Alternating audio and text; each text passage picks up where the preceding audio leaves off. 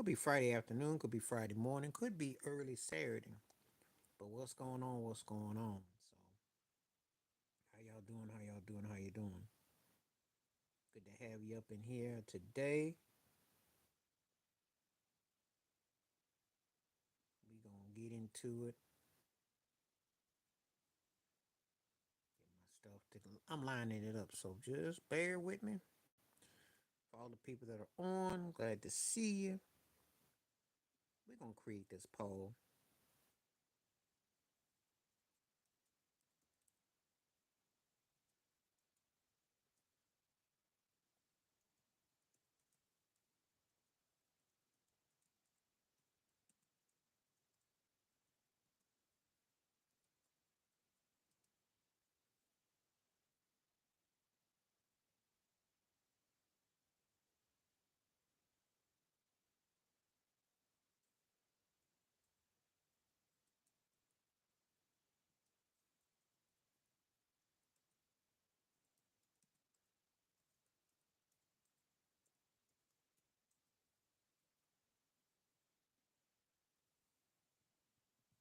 So anyway, I'm putting this video out real quick.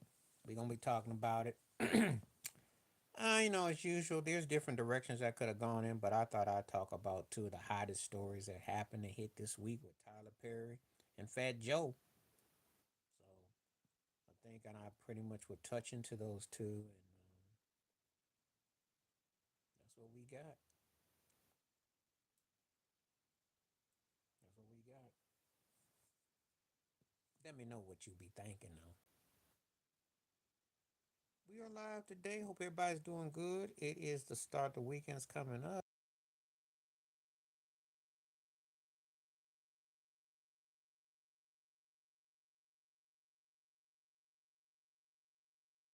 today, and you know, talked about it. I don't really do Juneteenth because I want my reparations, and so I didn't really. I was out and about, but today I am back live and in color.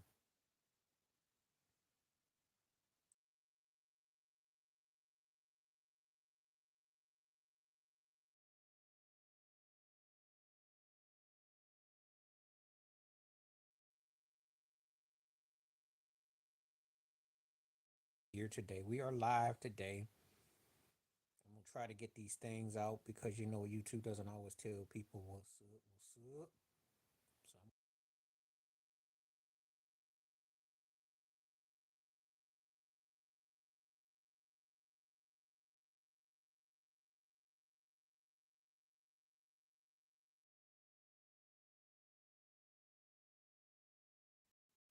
So we are here today. Feel free to come on through if you can.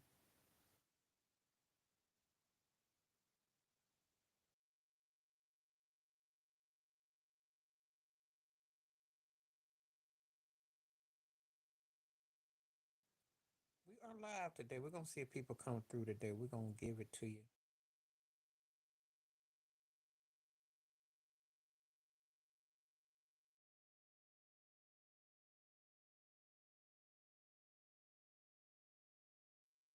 Coming to you live today. Glad to have you on today.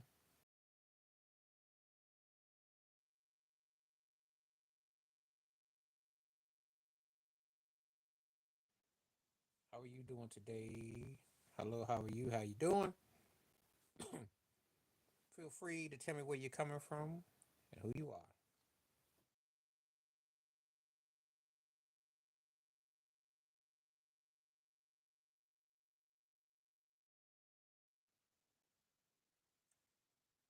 Introduce yourself, and we just gonna have conversation about stuff. I know things can come and go, but just say hello. I thought I would talk about this particular subject because talking about, well, I got other people that come in here. Well, hopefully, we'll talk about other things, but we can kind of just chew on this though.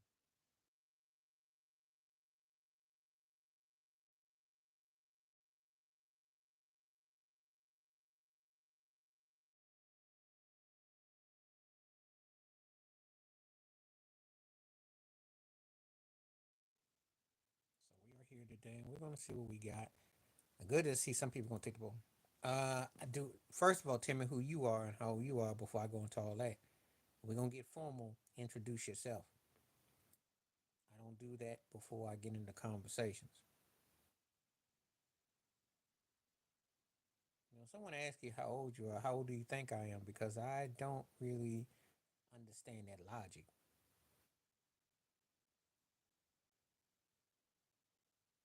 So tell me who you are first, and then we can get into the conversation. Let's get into the mere formalities.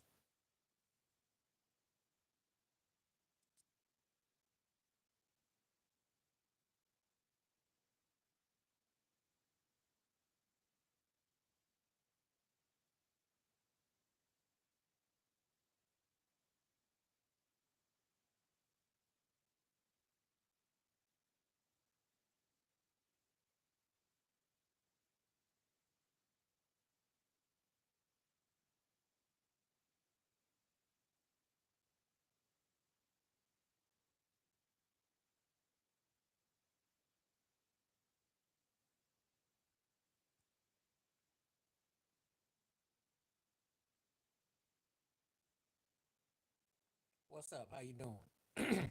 Thank you very much. What's up, Jay Will? Hopefully you want to talk today. Let's get into it. Thanks for about the compliment. Appreciate that.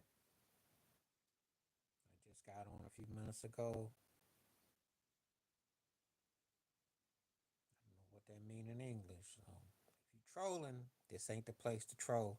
If you got something to say it. Anyway, Jay Will, let's get into some conversation. I know you want to know my thoughts and take about last night. No, he doesn't. The thing is that if it was valid, it would only be that Paul Gasol was fully leading the team. And Kobe had a couple of decent games in that finals. Now he sucked game seven, I'll give you that. But it's two things that work.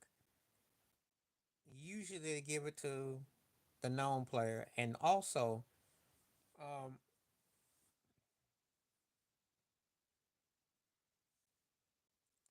who are you? This is called an African neck chanker. What are you talking about? And who are you to even be asking questions without even introducing who you are? This is how trolls come to be. Trolls got nothing else but to do. They don't say hello, how you doing? They don't be formal. They say why you got that on you. That's an African bone, if you must know. And I don't even know who you are, so don't troll. If you came here to troll, that won't last long. Now I think D Wade is reaching, and I love D Wade, but he reaching because if that's the case, then how come LeBron and Steph didn't be co MVPs of the finals in 2015, and Dwight Howard? I mean, Anthony Davis won the finals 2020. He didn't hold nothing. Dwight Howard had no shot. Orlando had one chance to win game two. It was a nice sick play out of bounds that they didn't execute. They didn't hold nothing. There was a one sided affair. Dwight was like lucky. He for a guy, if he had any kind of offensive skill, that could have been a 7 game series. He had no offensive skills. And KG, the Rasheed Wallace move that Doc made was a game too late in game seven. I think they did in game six. They played to be even with the Lakers. They didn't play to beat them. So I'm not. He did a good job. But see, when this happens, what D Wade is doing is throwing Kobe and Shaq under the bus. You're trying to say that you're trying to justify subtly to give some dap to LeBron, and you're also trying to throw Shaq on that Paul Gasol was somehow the big version that could have filled in for Shaq and to win the chip against Boston. It wasn't the case. Meta had just as much as a hand. There was like a little off things that happened in that series. You know, Ray Allen had that one game where he went off, and he had another game where he was cold. Basically, it came down to a couple situations. I think when the Lakers won that game in Boston, when they won, I think it was it game three, and that was really a turning point. It was a classic example of two teams being evenly matched. It's just that it came down a couple plays. Now, game six was embarrassing for the Sixers. They got their butt blew out. But no, I'm not trying to hear all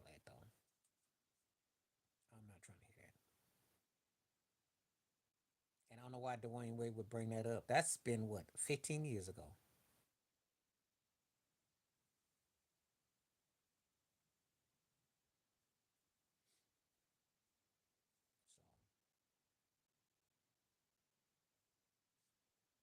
So Jay, will keep on talking, man, because I don't want to lose nobody. You got questions and thoughts, we can discuss it. I remember them finals just like yesterday.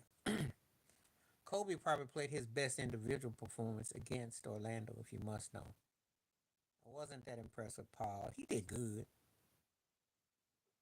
No, what he say this time? I didn't see it. I haven't heard anything about Adrian Peterson. So what's up? I was working on some other videos, which are out. Talked about the game last night, and I talked about and I got videos out. Good chance, check them out. Who's a 30% shooter? I ain't heard nothing about AP. You got something to say about Adrian Peterson? Let me know. I ain't heard nothing.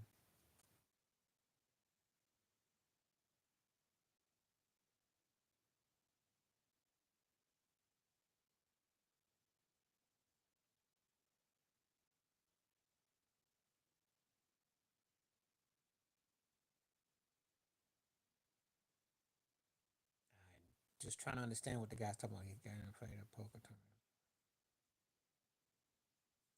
Oh well, somebody's trying to get a bag. That's what that is. They know who he is. First of all, if he goes into anything in public, they still know who he is. This was done on purpose too, because they thinking about his son.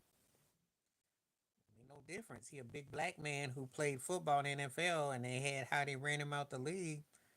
Um, they know what they were doing.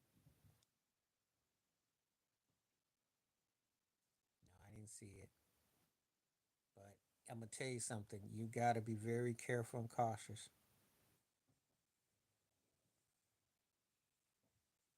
Cats are gonna try you, and they looking for the bag too. I did not see anything about AP, so first time hearing about it. I have to check out the videos. The only thing I would tell him is that what happened, how he got whiteballed by the NFL, somebody's looking to make an example out of him.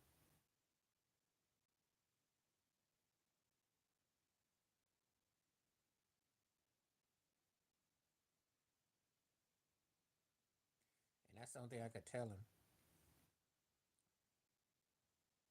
You gotta be very careful. He can't play no other way. And that's what's exposing him. Listen, if Holgram had his stuff halfway together, no, they'll be home cooking. But the problem with him is that he's still green. If they win the chip, he'll be a different player in 2 years, or he'll be out the league. You heard what I said. Because he'll either be Chad Holgram, who's going to be turned into a Hall of Famer, or he'll be headed toward Adam Morrison Boulevard. There's no way in the world that they can let that happen 2 years from now. I said what I said. He's carrying more weight against him because he's the one that has to improve his game the most in 2 years. I know the hot lights and the big lights and the scene is all on you, and this is probably tearing you up. But you got to come up big. You do yourself a disservice, and he's just too inconsistent. And he's young and green right now, but I'd say about 50. I think it's a 50-50 because it all depends if they come out and hit their shots. First of all, when they're at home, aside from Halliburton hitting that last game winning shot, they pretty much have had their way at home. Let's just keep it 100. They are the better team. It's just that the Pacers control the pace. See, this is one of the strangest series I've ever seen because, on one hand, yeah, the team has got more talent, but the other team got that kind of thing that they can they can mess you up if you ain't ready for it. So I think it's 50-50. And I don't really care who wins it in a way because I knew it was going to be a 7 game series. I thought an idiot like Jay Z putting money against it was ridiculous. And I said that Shea aside, these teams are very evenly matched. Very. I think Rick Carlisle is a smart coach, but I think sometimes he outsmarts himself. And I think that had they won game four, it'd have been a different series. I think they blew the opportunity at home. But I'm not surprised it's going seven. No way, no, I'm surprised at all. It's one of them series that I almost hate to see one team lose. I wish they could both win it because that's how evenly matched they are. And I'd love to see a best of two out of three, a couple years or more of these two teams because I think they're that good. And they are the OKC is what a young team you want to reach the pinnacle. You want to see a young team be on that stage because that's what it makes the NBA means that it's moved on. It's not stuck in old man territory. But Indiana is that story. It's like out of a movie, Cinderella. We didn't see it coming, so I think they both got you know, it's both compelling stories.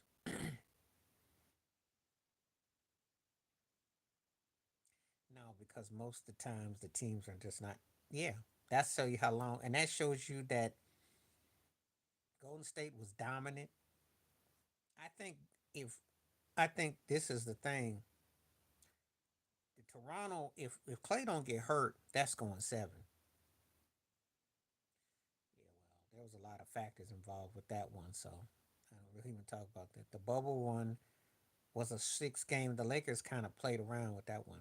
Um, Golden State, Boston, they finished them off six. Steph went off, came back, beat that butt.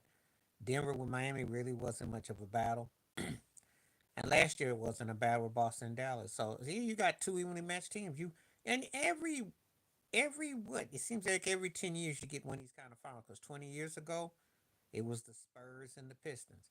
So it's like every 10 years you get that kind of finals usually, which I like. Because so often than not you got these teams that are juggernauts. No, I wasn't. That finals had a lot of suspect to it. I think a lot of people look at that kind of a side eye. If Draymond Green doesn't get suspended, you know, there's a lot of little factors involved in that series.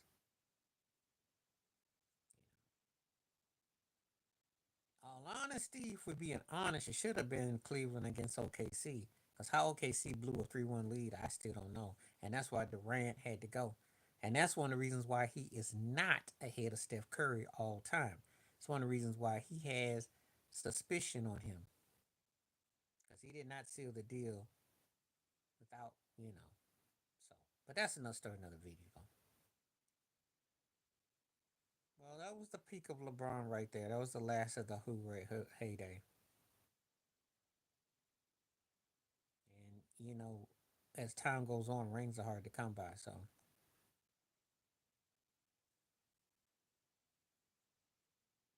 but for some people who look at him and ballyhoo him up, that's what they want. A lot of things had to go in his favor, though.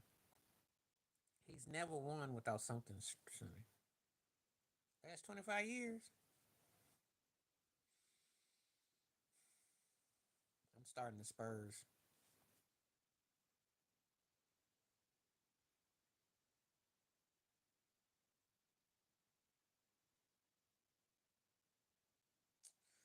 I am going to bench the Warriors and cut the Lakers.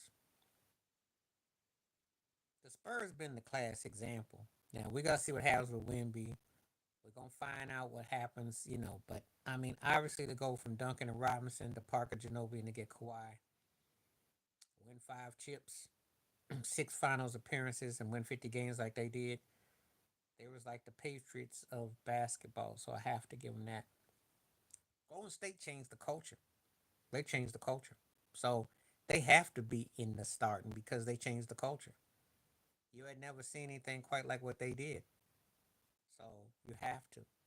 The Lakers thing, if Shaq and Kobe's thing doesn't deteriorate, the Kobe Gasol thing, but then they went all that, and it's been dysfunctional and coaches and personnel and just a lot of stuff that wasn't cohesive. At At least with Golden State and San Antonio, they kept it pretty cohesive. They got the most out they run. They kept the core of what they did, and they kept the same pretty much the coach and the situation. So I have to say that that's the reason why I come to that conclusion. Not no hate, just state. And even with LeBron's run with AD and letting Frank Vogel go was stupid. It was stupid. And then Darvin Ham got like, I mean, just stupid. Yeah, that's just dumb. You done had three head coaches in a 5 year window, and you're really not more better than what you are. So no, I just think that they just have done some stupid stuff.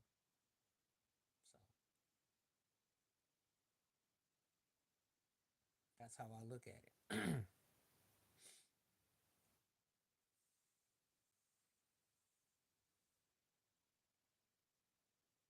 The Spurs have 5 rings. Don't sugarcoat it.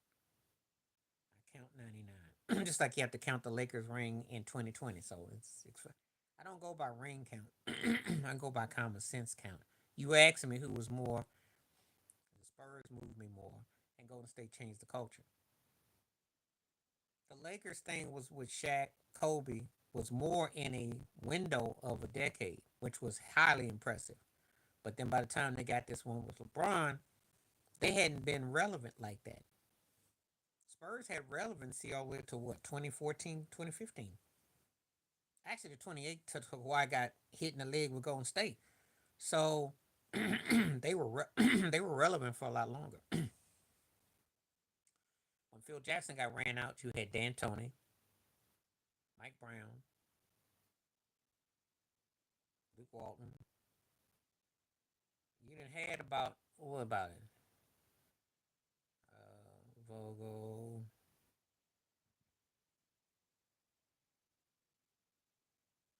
Of those three is Jordan. What's up? Glad to have you in here. Of those three is Jordan. What's up? Glad to have you. Yeah, Jaja, because they were up. I was at the Olive Garden that day, and they were up like 24 points. And when he got hit in the leg, Paul Gasol and them, their whole soul went out the building. Who knows what happens if they beat Golden State? Who knows? Thank you. Yeah, I had that one sitting in the can for me. How you doing? No, they're not sold. But the problem is they've been in dysfunction for a long time. They the brothers were a pain in the behind for Jenny. Jenny couldn't really. They had to bring Magic in to kind of calm the storm. They really didn't have any. You know, what'll happen is, oh, I went in about what, the black fatigue. If that's the one you're talking about, give me a one if you. That's the video you're talking about. Oh yeah, well I'm tired of hearing about all this stuff that goes on. I did my video about Juneteenth and all that. Yeah, how you doing? How you feeling, Ted? Good to have you, man. Yeah, yeah. It's hard. I don't think they. I don't think Jerry Buss would sell, but I don't think he'd let LeBron James run roughshod over the team either. I think they're kind of tired of all the politics. And listen, if you get 10 billion,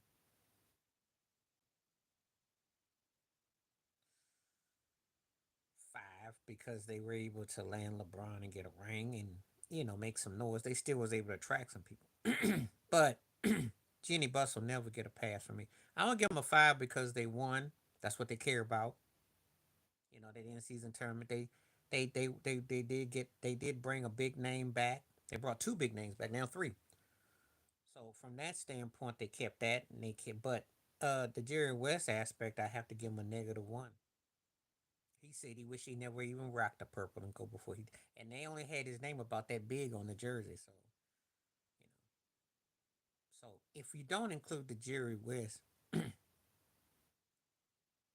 how good did they treat him? Oh, I talking about the Lakers. My fault. Oh, a -1, a -1. I'd say a -1. I thought you were talking about the Lakers as a whole, what they did since he passed. You didn't, and you said Jerry. I wasn't thinking about Jerry West. -1.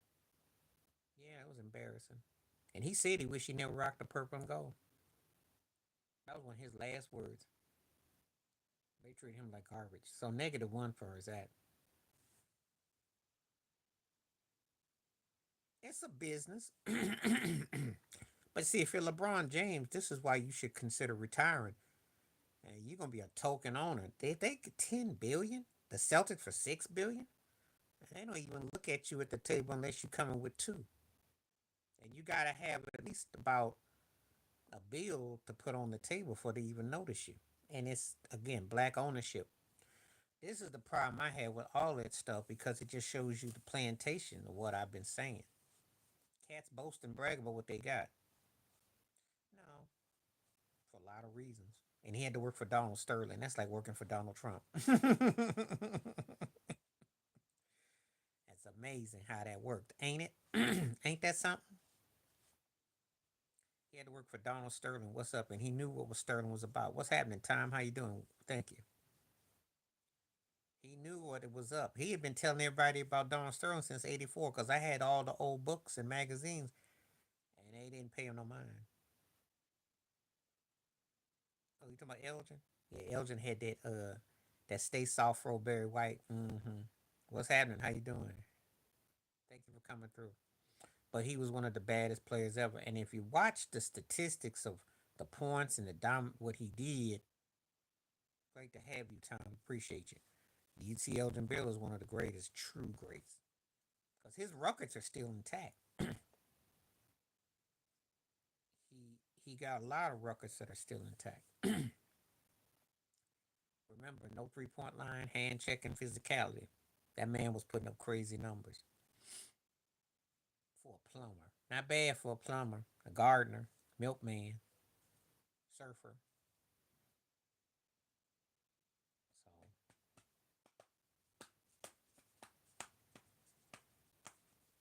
but anyway, yeah, I got videos up about different things. I touched on a lot of little different topics.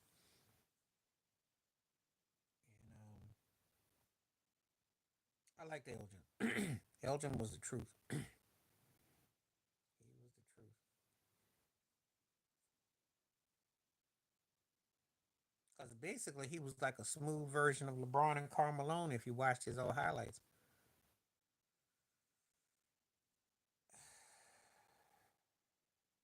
In that order. In that order. Puckett was better than Manny in clutching. That was a bad dude. He did all that in a short window. He was a bad dude. He could do everything they both could do.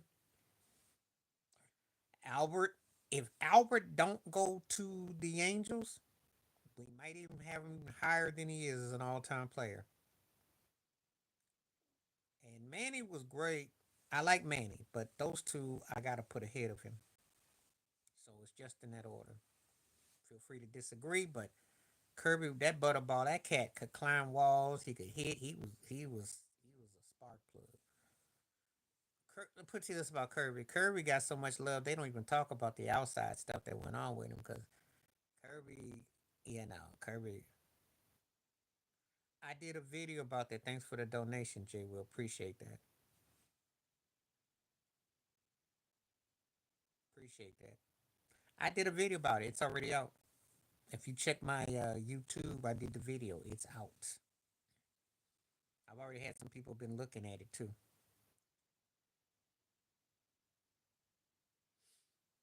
And I had to do the stats on it. I remembered it, but I had to do the stats. The only thing that Pippen did that I like is that he guarded Magic, but it was Jordan's. Jordan outplayed everybody. Starting Bob Gibson, benching Clemens, and then I'm gonna Rory Holiday got get cut. And I like Holiday, but those two were better. What you're doing, Ted, is interesting because you're mentioning people that I would take over the last person because I look at them better, not because I don't respect their game. But I had to flip this one. I still got to take Bob Gibson. As great as Clemens was, and he might be better overall, but Bob Gibson, man, that thing was no joke. That pitching mound, he was like, you weren't fronting with him. So no, I'll give you the Rodman one if we're gonna take it out of that. Rodman actually won games. Pippen didn't win no game. He guarded Magic, did great. He didn't win games. Rodman won games. That's the difference. So no, I'm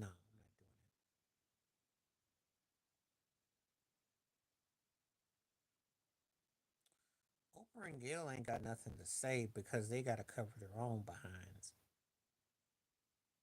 But that's all. Oh, now this is a tough one here. Ooh, ooh, ooh, ooh, ooh, ooh, ooh, ooh, ooh, ooh, ooh. Mm, I dig them all, but I they are. I'm gonna have to keep it in that order. And I love Ripken, but I got to. Jeter matched him, took over the leadership, and never had a Eddie Murray to play with. Ozzie Smith was bad. That era when you just did one thing well and you do, and he might hit you with a big hit too. Well, it's because when I saw those three names that Ted put up, I was like, "Ooh, ooh, that was a good list." But I had to keep it in that order. Actually, just like that, because Ozzy would start, and I'd have Jeter come up big. I love Ripken, but Ozzy was the man. He was something else, and he could hit an occasional. He come up with a big hit. Jeter was bad, so I got to put it like that. Because when you think about Cal, mainly now it's because he started all this the streak, and he did have 3,000 hits, but it was mainly about the game starter streak, which I think kind of worked against him. I watched the White Shadow a lot back in the day. It comes on YouTube. Even when Stoney Jackson was on there, that was funny. When Stoney Jackson, um, Coolidge, somebody I was talking about they were comparing Coolidge and Ken Coach to Shaq and Phil Jackson. But remember the Bill Russell episode? I used to watch the White Shadow. I remember that episode when the dude was nude in the shower. He put something in his drink. That's the first time I became aware of that. It was considered kind of progressive for its time, even though it still had the white guy getting all the love.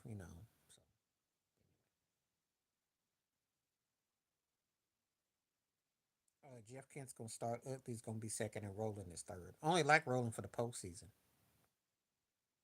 Kent and Utley, I gave more. So Scott Rowland is not no Hall of Famer, and I didn't already done. Yep. I like the White Shadow, but they did like to make him out to be the white savior, the white. That's the only problem with it, you know. And we got to take these inner city kids and show them, and that's the problem. I mean, I like it. I watch it. Speed, speed, speed, speed, burn, baby, burn. Just like the tramp said, burn. If they play up tempo, they give OKC problems. It's when they try to be cute and stand along and shoot and wait. They're better off just by booking. It's straight booking. Of course, because he's pulling for them. Because this is what he dreamt of. And he's got to live vicariously by what they're doing. And it's tough to win. Yeah, he sure did. No, sure, why not? Why not? He deserved it. I'm gonna tell you something right now. If he could play right now, they would have beaten OKC in five. Jay Z's bet would have gone in reverse because they stole game one and they blew game four. So think about it. Okay, and OKC ain't really looks consistent. They don't look like no 68 win team that look a team of destiny. Everything has been kind of like a battle. We get one, we get. They kind of like got a nonchalant. That's the only problem with Shea. Sometimes he kind of got that shrug shoulder vibe. So now that would be even better because Mark Jackson deserves something. I ain't got no problem with it. Give the whole state a ring while you're out driving. I mean, they would deserve it because they are the ones that no one saw it coming. Jerome Bettis. The only thing I like about Le'Veon Ball is when he would he would do that little shimmy with his neck and then he'd run. Oh, Jerome Bettis was money, yo. They won a Super Bowl with him. And let me put this in perspective because y'all hating on Jerome Bettis. You remember that game against the Colts when Roethlisberger fumbled that ball and who ran down who to save that game? It was Jerome Bettis. You know that big boy could run like that. He saved that season with that one. And of course, Mike Vanderjack was kick that ball to the wide know who he was looking at. I saw Dolly Parton or somebody on the screen.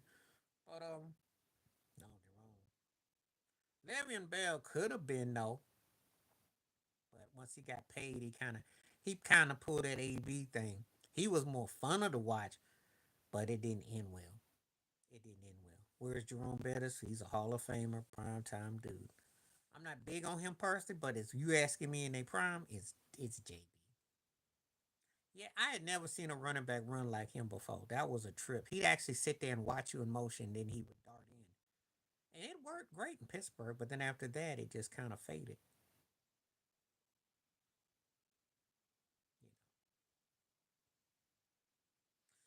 You Yeah, but I'm still taking. I'm still Jerome.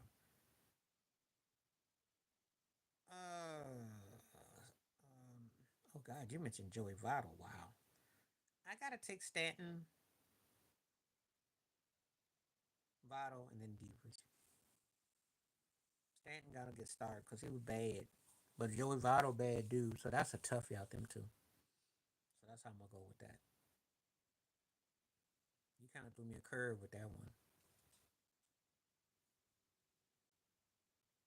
I had to think that for a moment because you don't hear Joey Votto's name come up at all. It should. It was good. Yeah, but Jerome Bettis kind of moved me just a little bit more. That's all. I remember what he did. He grinded it out for him. He'll true steal it back too. He would have fit in good with the steel curtain.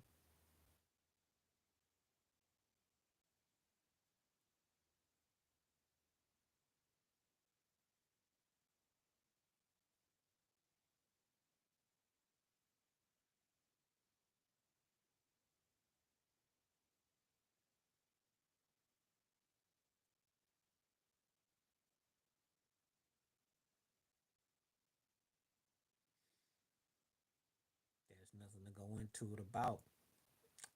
Tracy McGrady never needed to say nothing because that was one of the most embarrassing things. He was boasting of we 3-1, we'll see you in the second round, and then he conveniently lost to the Pistons the next 4 or 3 games. So I never wanted to hear him say nothing. He deserves it.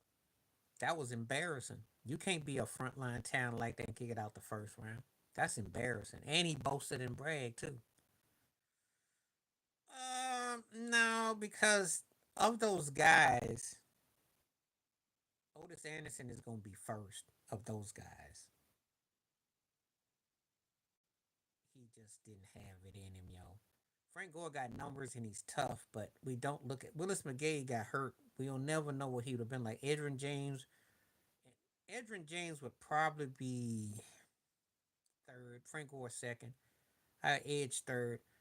Clint Portis is one of those guys that inconsistency. Bad, but he was inconsistent. Could have been higher. Should have been. I like Edge a lot. Edge and Frank Gore, I'm battling for two, but I got to go with like Corey Dillon. Corey was bad. Good in Cincinnati, and he came up clutch for New England. Problem case, head case for some, but he did his business. Now I don't hear nothing that T Mac got to say because his choke job was embarrassing. Look, Mookie Blaylock used to get out the first round, okay, and Mookie looked high all the time. Oh yeah, because I know he be doing all kinds of sort of stuff.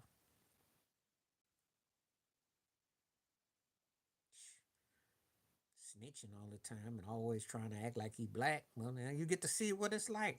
Here you go, Joey Crack.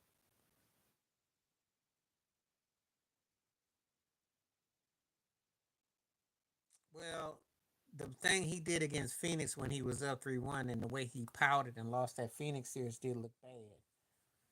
But I'm not gonna say he wouldn't have gotten out. But I don't think he has typed the same kind of career either. I'll say that. I'll say that. They don't touch him, yo. You know better than that. Let me tell you it like this. It's always about black folk helping your behind out because there ain't no money nowhere else. If you want credibility, you want street credibility, you want to be down, where do you go? You come to the cookout. You knock on the door. They ain't gonna get you to no cookout. They get you a link. You get your link. Well, I blame it on both of them because they both too that T Mac was cocky. I remember it like yesterday because the turkey was on TV. Said, "I'll see you in the second round." Those was his exact words. As if Chauncey, Rip, and Ben Wallace didn't hear what he had to say. And he got to the finals wearing a jersey in 2013 on the Spurs bench. That's the only reason why he got out deep. So yeah, well we already know about Doc, but no one holds Orlando Doc against him. No, Bad Bunny ain't gonna mess with him because Bad Bunny's in a different different circle of people. Nobody care about Fat Joe like that. I remember that whole thing. He was all cocky, and they had won the get four. He was like, "We'll see you in the second round." Then they lost the next three, and then that's when he had to take his butt to Houston. He messed that up, which was embarrassing, which is a dub. But and that would have been incredible to see Duncan and Shaq. That would have been your new Wilt and Russell. That would have been epic. Oh, he got well. He with that wife, but the word is that she messing around. She's got access in Miami. So if you're in Miami, she's a 304. That's what I heard. He be messing around too, state, but open. But we don't hold the Orlando doc against him. We hold he won in Boston, so all is forgiven. Then when he gets to the Clippers, and then when he got to before Milwaukee, when he got to Philly, that's what we hold against him. Really, what? What's really? Oh yeah, she tried to do country things. She up there because she got passed around. She started out. She started with R. Kelly. I don't think too many people know that, but and then she got kind of flipped. And she was like on a Mary J. Blige broke. Oh yeah, yeah, yeah. I was watching Storm and Rowe. Storm broke. Storm had a big old story about Fat Joe. Shout out Storm and Rowe show if you watch. Anyway, but yeah, it's been kind of known, and plus Fat Joe be putting hands on her too. But that's a whole nother story though. Fat Joe be kind of violent. When he ain't beating up on a plate, he be beating. Yeah, that wouldn't have worked. And Duncan wasn't going no Philly, but I do think he would have gone to whatchamacallit. Tim and T Mac would have been something Orlando. Yeah, well, because she still got that she still got them cheeks, yo. So and Cam looking for baby number 10. And she probably big old flirt. She industry. Cam's industry. You put two 304s together, you get a what? 608. So there you go. What you expect. That's what you got. Well, black folks do too, but now he just I've been hearing stuff. I know that was like fixed too. No one talks about it because when David Robinson, the second time David Robinson, first he got the token scoring title off of Shaq in '94 because Donald Sterling pulled the Clippers, and the second time with that draft pick, you think these stuff don't be fixed? Yeah, right. Okay, of course she is. That's what she do. That's what skanks do. Van Horn had a good career. We hope that Cooper Flack ain't Keith Van Horn. We hope he be better, but that's kind of how it was back then. 16, 17 point cat. Van Horn was okay. He did okay with the Nets. He was okay. He wasn't no scrub, you know. He could shoot. He got hurt a lot, and I think he was one of those cats that, um, you had to keep his confidence, and playing with AI wasn't good for his confidence. But he did some things when he went to the Nets. Though. He was all right. He was okay. You know, don't hate. But then there's a big gap between him and Duncan. But I'm just saying. But I do think there was a fix on it. And I think most of them drafts are fixed. Because when Dave Robinson got hurt, that was hilarious. No one ever called the Spurs out about Dave Robinson getting hurt. Because Dave Robinson was one of the most built, agile cats I ever seen in my life. I think because he was a ball hog. I think because the whole thing with him and Stackhouse didn't work. And if Stackhouse and him were going to butt heads, what do you think was going to happen with others? Of course. Just like LeBron to Cleveland, and just like this one with Cooper Flag going to Dallas. All of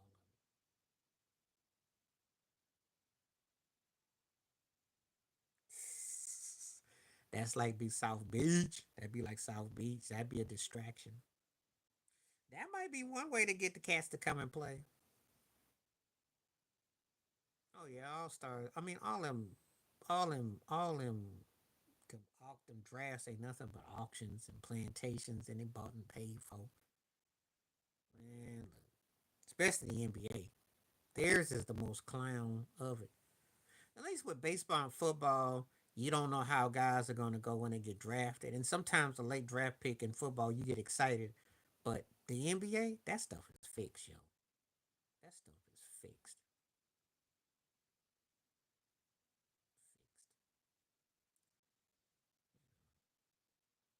It's so scripted, it's not even funny.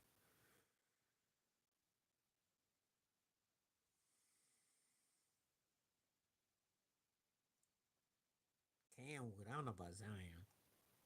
Zion just got to, if there's a rib joint down there and all that other stuff going on, then yeah. Then yeah.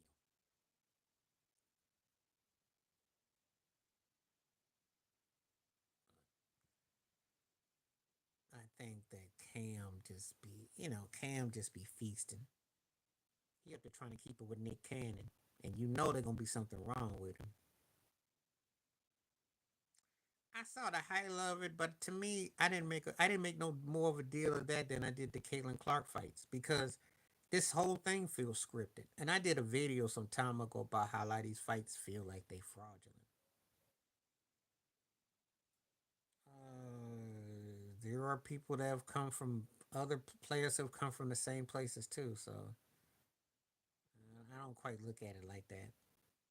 I think for a certain generation coming along now, they may romanticize it like Bird and Magic. Not quite, because I don't think that you look at it. I don't because if the media balanced it out like that, that'd be one thing. But you got all these people out here who think LeBron is somehow superior over Steph Curry when that's the furthest thing from the truth. I don't do one on one because they're usually ugly and they don't tell me nothing. I mean, glad to have you in, Charlene. I think you think Melo would win, but Joe Johnson might. No, it's not the case. Let me address that real quick about that. I think Steph Curry got equal opportunity saying he's better. I think they both got 4 rings. They both had impact. Yeah, one on one don't really do nothing for me. So I'll give you an example. Welcome back. Glad to have you back. Remember when Kareem and Dr. J had that one in 1-1-89, and that thing was horrible because Kareem was swatting everything in sight. And Kareem was old, but Dr. J just could. You know, the problem with one on one, you got to remember, guys are professional. She got shoved, and there was a little skirmish, and even Stephen A. and them said ain't no big deal. Yeah, they got their butt beat last night. She got handed her butt. She looked bad in that game. These fights that are going on in NBA, WNBA, to me feel fixed because people have been saying that the league is soft. So I think every once in a while they got to act like they doing something. They're not doing nothing. They ain't doing nothing. Now I'm gonna tell you something. If John Morant and Zion got into it, they'd probably be gone for 60 games. I'll give you that. Of course they do. It's almost like out of a movie. Sandra Bullock, well, the big with the big buck, with the big lineman, and we need you. Man, that stuff is so scripted. It's not even funny. It's like watching them late. You just waiting for the big don't come on in here. Big Bear's gonna come save the day. Come here, Big Bear. Okay. That's how fake this stuff be. It be fake. People like that. It's not no hate. I just don't really get nothing out the one on one. It's not like a versus. How you gonna prove who's a better player? I mean, really, how you gonna prove that? And on top of that, again, if you got guys who can do certain things from a skill perspective, you're not gonna be able to stop their shots. You're not gonna be able to stop their progression. So, what you gonna do?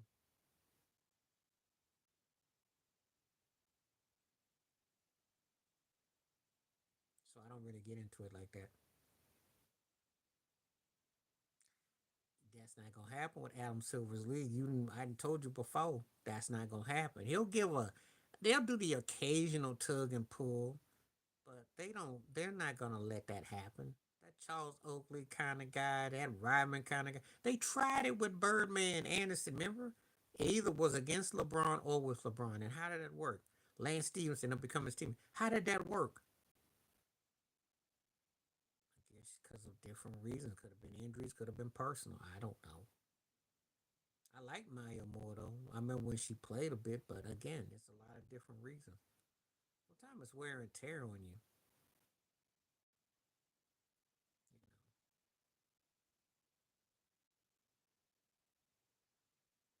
Yeah, but he still was used as for a reason. Birdman was used as a reason.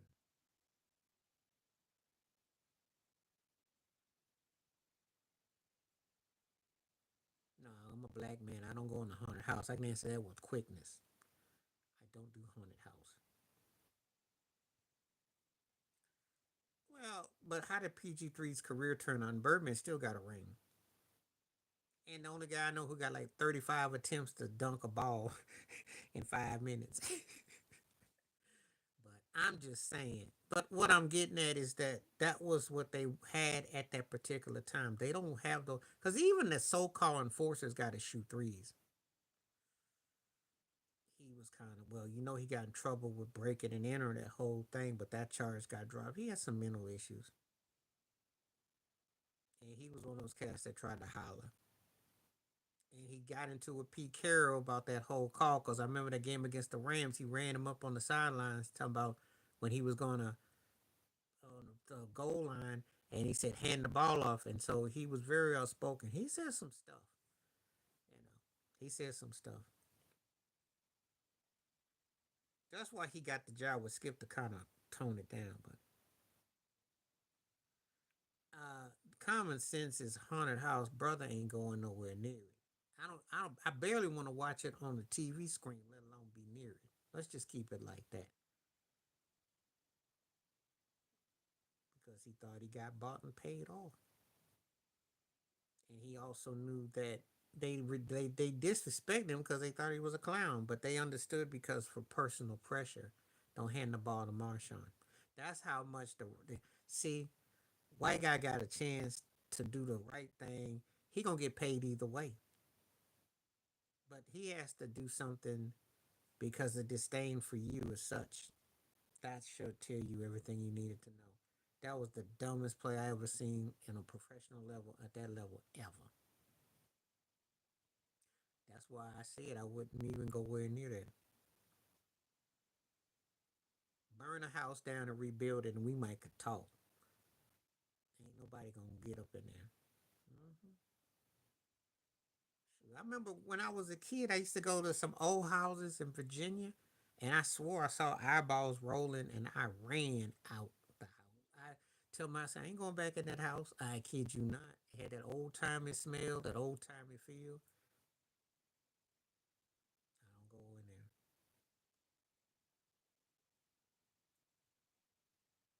I'm not even trying to. I ain't trying to be the one. I watched the Annabelle horror. We should watch all them haunted house movies. Like, look, white folks talking about. Let me get the hair dryer. Let me get the look, just let that house be. Get what you need and peace out. Um, they need to win a chip. Forget the West. How about a chip? How about not choking as they do?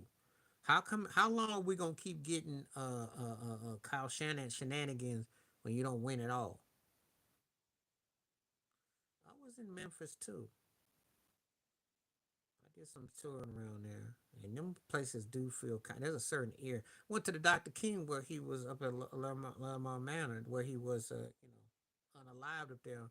They got the balcony blocked off, and I met an old black woman that was outside of that, and she said that the folks just making money. She didn't like the way it was monopolized, and she told me about it on the outside. Yeah, there's some haunted there for real. I ain't listen. I like Charlene. Charlene's cool, but listen, you can't be asking me no questions like that because look, I'm a brother from. I lived in the South. Ain't trying to go no freaky house. Mm-mm, no. Mm-mm. even trying to be the one.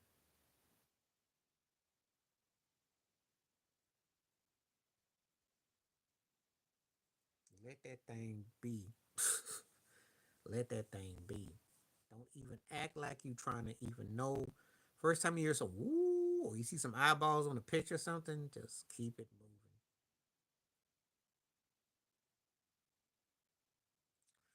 If I did do it, it's got to be something that I know I can get off. Ain't none of the ones that's gonna twirl you around like a Cheerio. It's got to be something you go. It's got to be like worming. It can't be swirling. It can't be going up under. No, no. This ain't like cleaning your, brushing your teeth, going underneath the gums. It's got to be like a straight outwardly. I like them because I did them back in the day. We used to go to amusement parks.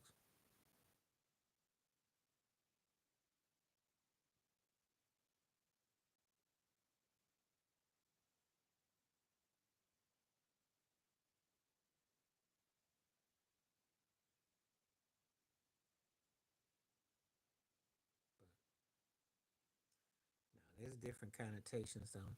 There's certain things though. Oh yeah. Oh yeah. Shoot, any card game you can get a fight. Shoot. I had to break a fight with some Navy cats playing Uno while you driving. We used to play Uno where it was like points. So like, uh, yep. Well, I had a Uno fight. So we had like, if you drop a draw for a while, that's a 50-point card. And I kid you not, cat got hit with we had Uno parties with Kool Aid parties, so Navy buddies. So draw fours were 50, wild 50, reverse skip, and draw twos were worth 20. The game was to play low. If you had the most points, you lose. So sometimes we play 250 to pay the 500. So if you got hit with a, if they drop draw twos and it was like a choo choo train, man, I kid you not, I seen some fists coming up. Dude got so mad he about turned the table off. Oh yeah, we had yeah, cause Cap be talking about you can't play this Uno, you can't do this Uno, and just like oh yeah, and then the draw four. So like if you had a draw four right and you said red and you called green and you got called out, I challenge you and you had the color in your hand and you hadn't unloaded all the cards, you had to pick up six cards. We had some battles, yo, some real battles, and that was Uno. And that was sometime before going to the club or something. That was some Uno. I kid you not. We had some crazy games. Jim Plunkett, because Eli's thing was more the thing is so similar, but Plunkett's thing, he actually had a legit career. He was a Heisman Trophy winner for starters. That carries weight. Journeyman quarterback. Eli is like one of those guys that he was marginal. You know, his postseason made him greater, but he was marginal. And they too close in proximity. But I'm more impressed with Plunkett. The only reason why Eli gets is because he won over Brady, and that's it. Oh yeah, we talk trash. Pick up basketball. Oh yeah, 3 feet, win by two all the time. Mm-hmm. And Kool Aid, you gotta put Kool Aid in that. Cause if you made some bad Kool Aid, man, you were not gonna hear the end of it. You tore somebody's tummy up. Cause I had a buddy, his ex girl, she could cook, but she couldn't make Kool Aid to save her life. And we had a big old stew about the Kool Aid, yo. And you gotta play the right music too. You can't play no songs that people can't bump to. So that was essential too. So yeah, man, you had to be on the food, had to be right, the card game, the basketball, and you had the music had to be right. You got all them four right, you was good. And you had to know how to lie too, because sometimes some people needed to escape, get out of jail if they got caught out in them streets. We had we played basketball with a telephone. What's happening, RP? We had a milk carton hoop. We had all kinds of hoops. Oh yeah, you get a couple of chicks come along. That's when cats be making shots that they couldn't even imagine. Shoot, you have turkeys out there looking like they Clay Thompson. Don't even dribble, just whoo, whoo. Couldn't do it no other time. For me, at those two, it's gonna be just got paid. That was more Friday to me, but Montel got bigger legs with it though, cause it's how we do it is an anthem. Yeah, that thing sound like you'd hear that thing like a block away. We had the steel ones. We had some fresh nets. We thought we were rich. I remember going to local community college and they had some fresh nets up, and we thought, well, we struck gold. Cause chains, you hear them chains, it's like, yeah, that's true.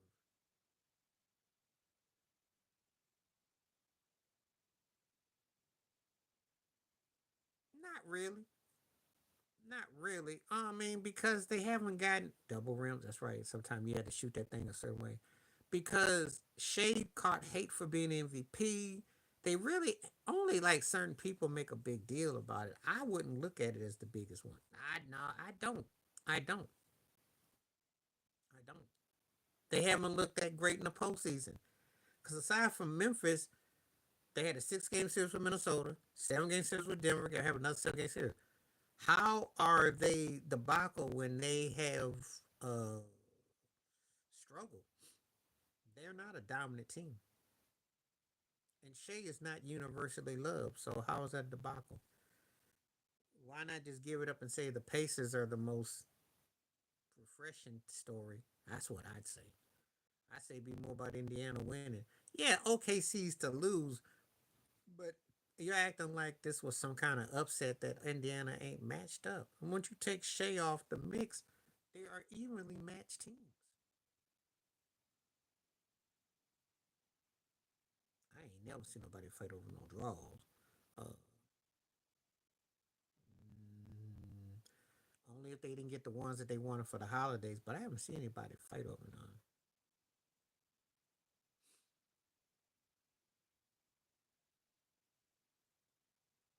Rick James, come on now, because and I'm gonna tell you when I say it like this to you, fighters no draw. um, Let me tell you why. Because Super Freak became you can't touch this. Adina was big for the moment at the time, but Rick, that still holds.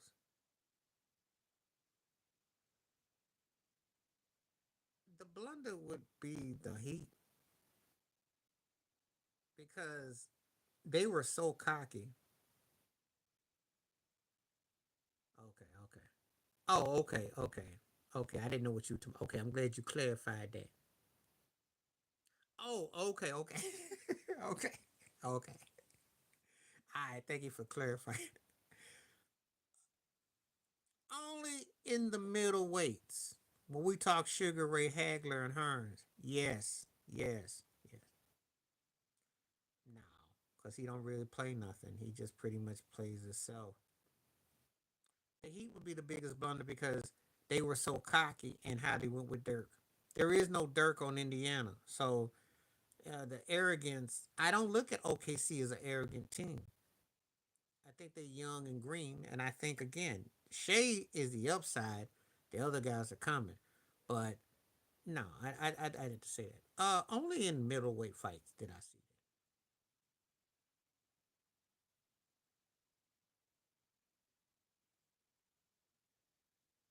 that. Thanks for clarifying, T. But now, I would say the middleweight. I would say the middleweight.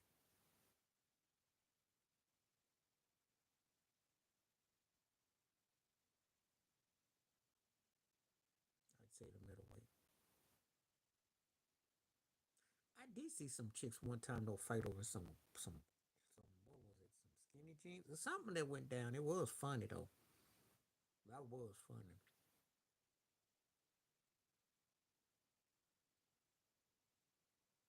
That was funny. Mhm.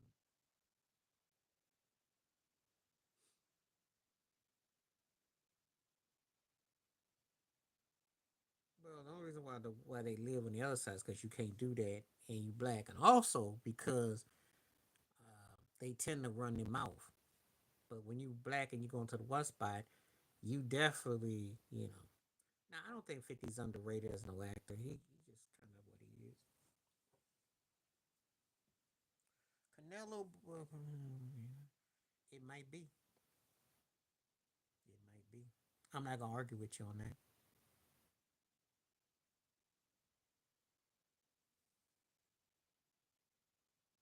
did see chicks fight over weave though. Now that is truth to you. I heard weave. That was funny. Mhm. Chick said, "Would you ever got your fake hair, Trump?" Yeah, I did see a funny story with that, but I ain't, you know. But anyway, yeah, yup. Because it was like trying to impress somebody, and it was a crazy situation. Hmm. I forgot where it was at, but it was a crazy situation. The chick just clowned, and it was yeah. Oh yeah, yeah, yeah. Especially if you burn them. Oh God, food always had fights, yo. I saw a cat when I went to a cookout back in the day. He just what he do? He came uninvited. That was the craziest thing I'd ever saw. And he had a plate and everything. It was cracking up. That was crazy. Yeah, the food be making some people crazy. But that was like the craziest thing I'd ever saw. Dude self invited himself and grabbed the plate. I was cracking up. Because I was hanging out with a buddy of mine and his sister. And see, the dude I knew, he was a black dude who sounded like Dan Aykroyd did in Trading Places when he said, "Surely you just what do you?" And he just came with it and just had on hot dogs and started eating. Never had no fight over Chinese food. Because if you don't want to have a fight over Chinese food, just say, "Look, you have to eat chopsticks. You can't use no knife and fork." And that, or a spoon, and that would pretty much stop that. And you can't use your fingers and your hands either. Put your nasty hands in here, get you some chopsticks. That would knock that off. Now, when we do custom like food, never seen nothing. I got a. I remember a couple situation that I saw at a Japanese restaurant, which was a trip. There's kind of like a Benihana. Kid you not, this dude took this chick out. He had to spend about $50, and you know they put on a show. They be flipping them spatulas, and the dude had to spend about a good 50. Cause I went on a lunch special. It cost about 30. It's a long time ago. Anyway, I looked at old girl. She had this like, and I'm like, he spent all that cake on her. She like, I was like, I wanted to fight him for. I was like, dang. He was trying to do all corny and tell some corny jokes. And I was like, yo, you got played bad. Oh yeah, yeah, yeah, yeah, yeah. That's standard. That's standard. I seen cat get mad over wine, telling the cat, "Why you got this cheap wine in here?" I'm like, "Now wait a minute. You spent, you know good and well that I'm in getting picky." Cause I was at a house party where a guy pulled out a piece. I remember I was at this house party in the '90s, and we was having a decent time, just talking to the girls, just chilling. And next thing I know, dude said, "Get together." And I was like, "Oh man, for real." Now the bottle doubled up as a weapon. That was a shank. That wasn't just that they hang on to it because they be gripping it, but there's also another reason too. That thing turned into a piece because you never know. I'm just saying that bottle doubled up as a piece too. I kid you not. Shawshank and Redemption. Like to cut something. I ain't lying. I watched how these could it be like I know what you talking about. Cause like cat kind of grip it, and it's like it ain't gonna go nowhere. And I held on that thing for dear life. Like it ain't going nowhere. And I thought, huh. I started looking at how people kind of talk. I said, yeah, they start talking reckless and janky. So you might have to use that. And I said, okay, I got it now. Double up as a switch. Blade. I got you. Just saying.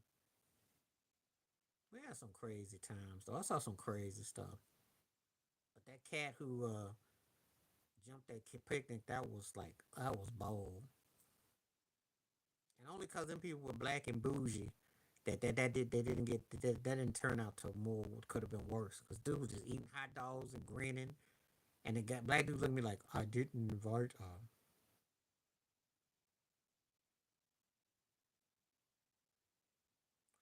Oh yeah, yeah, yeah, yeah. Chuck E. Chiefs be having all kinds of stuff. Yeah.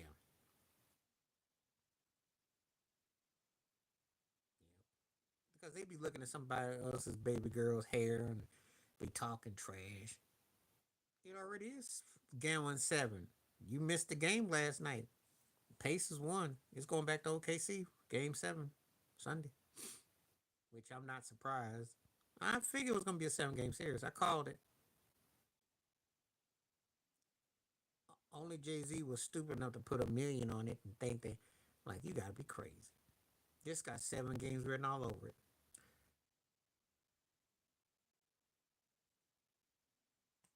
So that's all I got to say with that, though.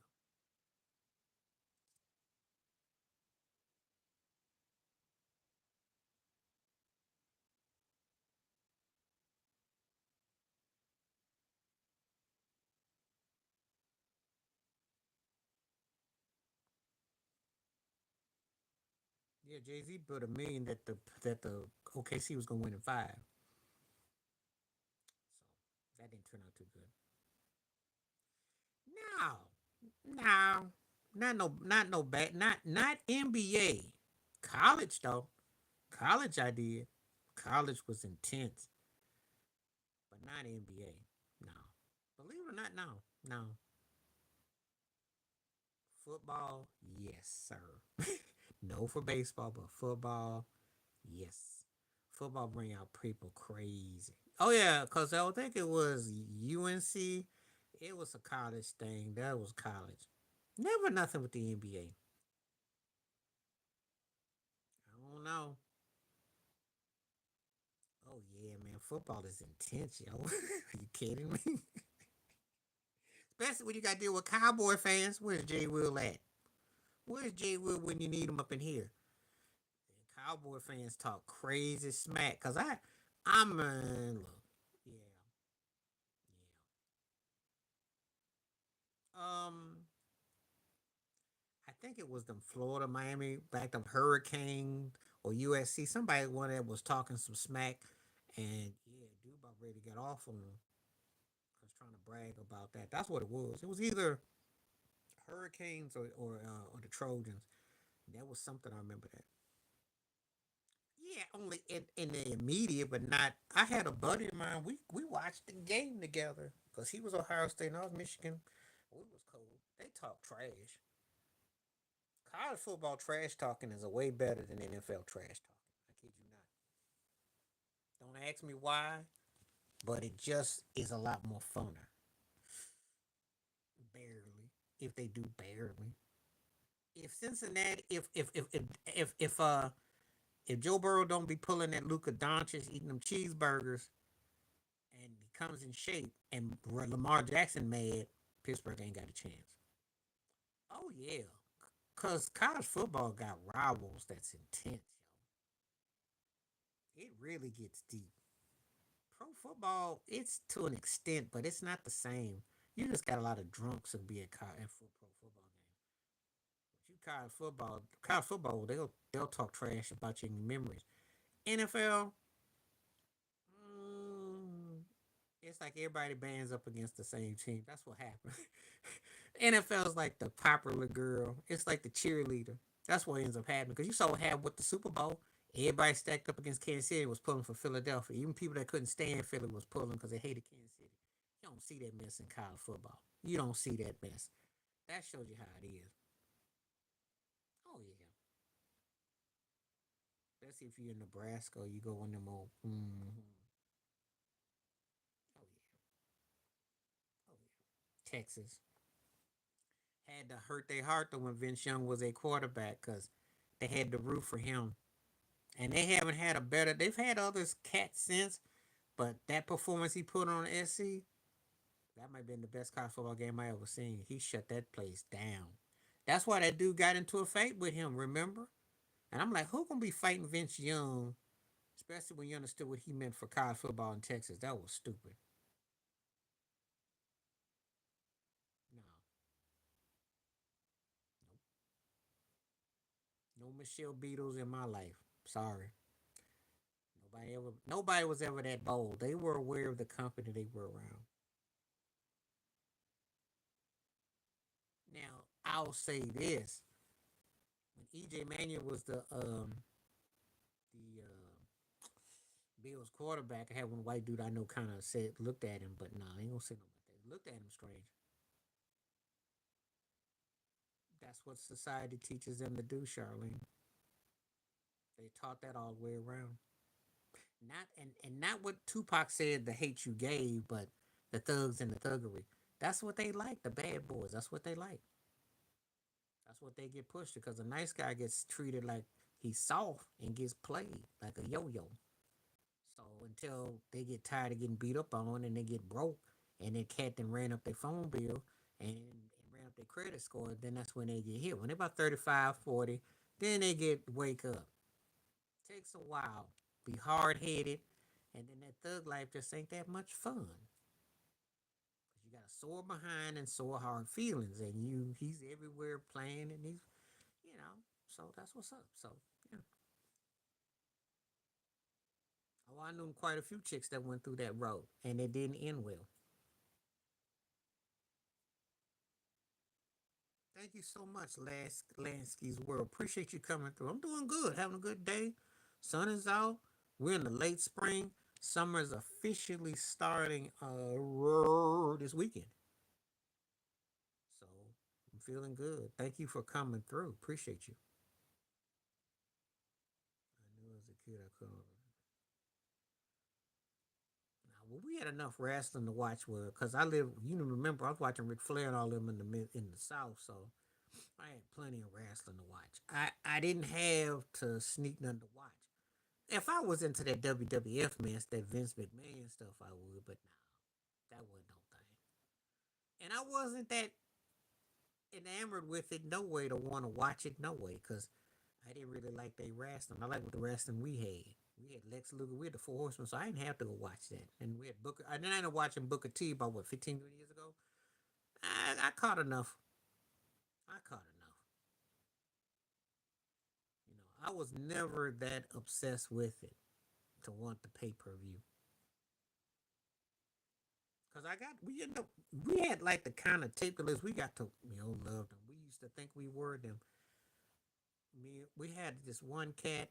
He would make fake belts like he had fake belts and he would put them around his waist and then he fool around and get beat up. He get clothesline. We take all his belts and his mama get mad. We tore his belts up. He had that old white from Louisiana type of vibe. That's how he was. He was like there's this musician named Dr. John, right place, wrong time. That's what Dusty Rose kind of remind me of. And there's always like the one cat who's like kind of like but he got over. And again, that was the time they was allowing it. He was one of them cats that like he ate everything and he was popular. He was insanely popular. He just had that one chop that he would do, hit you in your face. That's all. But yeah, we thought we were the Four Horsemen back then. But anyway, we had the dude. He made the belts. We beat that butt up. We took his belts. And my buddy, the worst thing that happened was when Sting came along when he put that figure four. Because my homeboy loved putting turkeys in the figure four and make them squealing. And we cracked up. He had that dude squealing. That Sting, that leg lock was no joke. The problem when you say wrestler culture vultures because we don't really look at wrestlers like that because they didn't have that kind of impact. Not like that.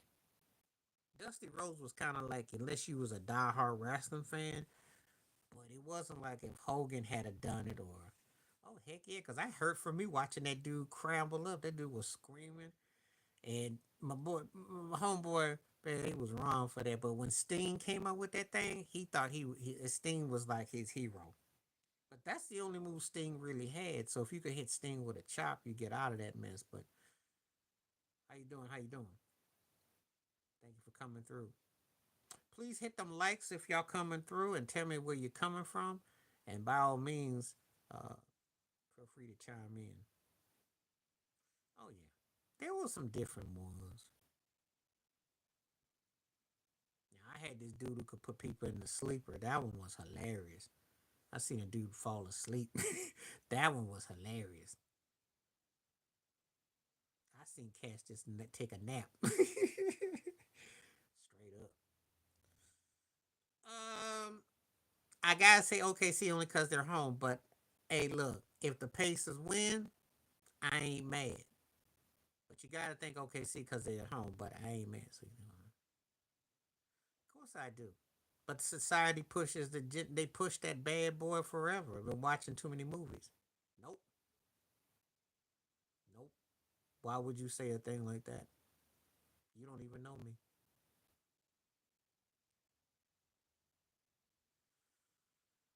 Oh God, I gotta deal with these trolls. All of a sudden, troll. Well, you can tell when I have to delete you because I don't.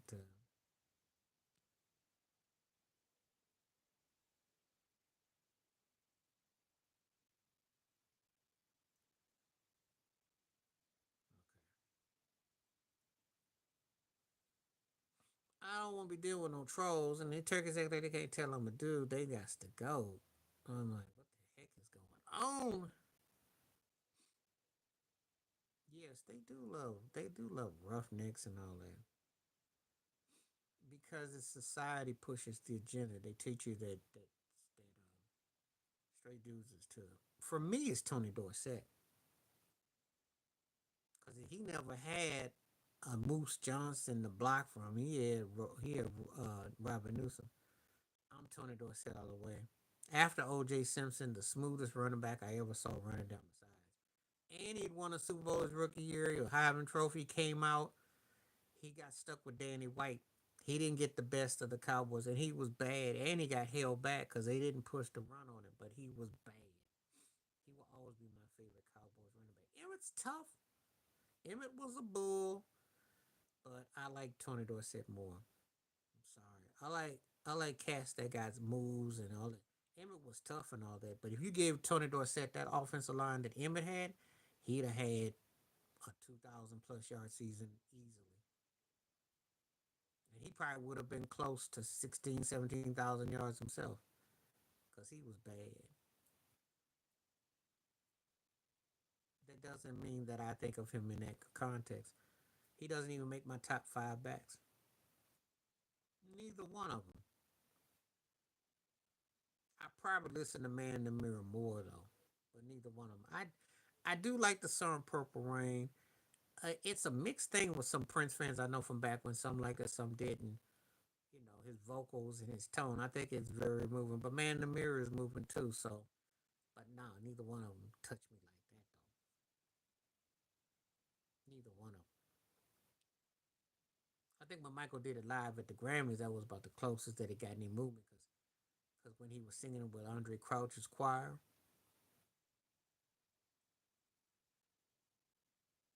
so that was the closest. But again, neither one. We were having a good conversation till these trolls come on here. I don't be understanding what's going on. People just come out the woodwork and asking stupid questions and stuff. I don't know. What about them? Those are your top five. I'd put Gail Sayers over Emmett. That's the only one I would change. But Emmett be in my top 10 though. I just like Dorset more though. Emmett's got numbers and stuff, but I just ain't. I don't know. I just think that there was something that just never blew me away with him. And I always thought that if Barry Sanders or a guy like Dorsett had that offensive line, they'd have numbers too. He was tough. I'll give you that. Undersized, play hard. I'll give you that. And that's not a bad top five. Not at all. I got to give it to Walter. And I love Dorsett to watch, as I mentioned, but Walter Payton, his is like OJ. He really carried that team. I mean, he really was like that dude that. And it's still sad to me that he didn't get to score that touchdown in the Super Bowl. That was like one of the greatest travesties ever.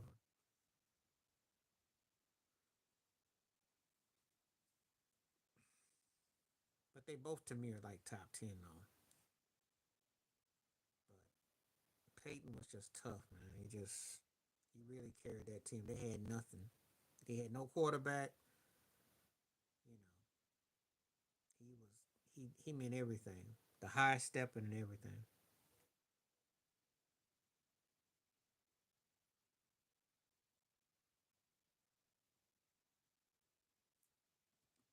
I haven't even checked out the poll. 80% saying yes about Tyler Perry and Fat Joe. So that's pretty good right there. That is really good. Keep hitting those likes up. Appreciate the donation I got earlier and all that. I never did. I lived in Texas when he was the Tyler Rose. And I remember from Texas and his NFL career. I think what happened is that you know, he was tough and he just you know, he left a lasting impression.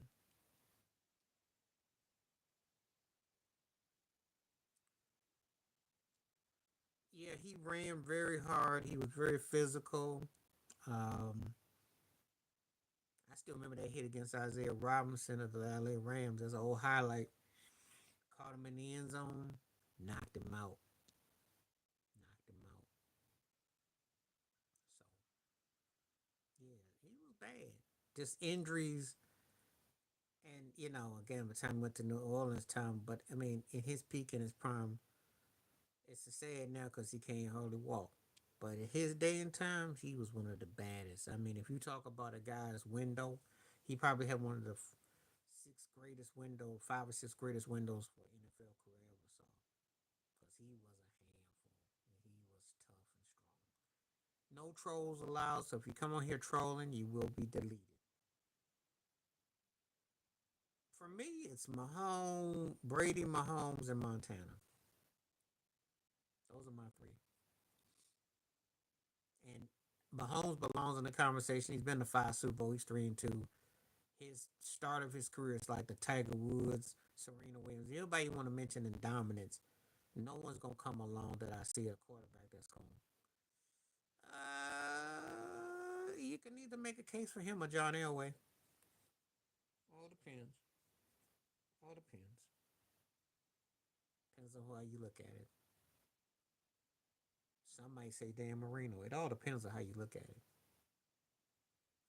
But for me, when you mention the top three, then it's whatever else you want because those three to me stand out above everybody. And Mahomes, Montana, Brady, they don't know. Bobby Caldwell because it's got crazy replay value. And I love that Manhattan song. I love that Manhattan song, but Caldwell hit a song that's for the ages right there. I mean, you hear what you want to do for love, that's for the ages. Yeah, you could. Now, I take Roger Staubach over him. So I got one, two, three, four, five, six, Staubach. And then I gotta think who else I want to mention. Because Aaron Rodgers, the longer he plays, the more overrated he looks. So I gotta think about that one for a moment.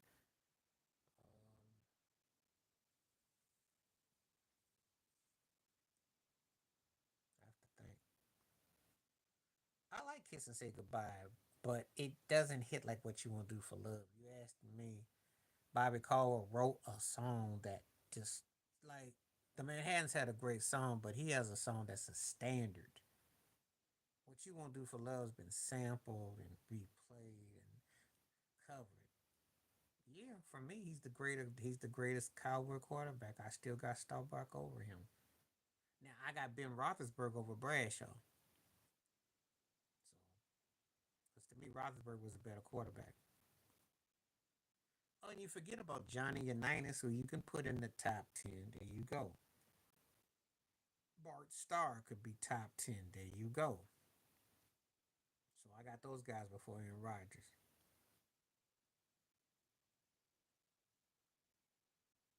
The only reason why Aaron Rodgers is carrying weight is because he got those four MVPs.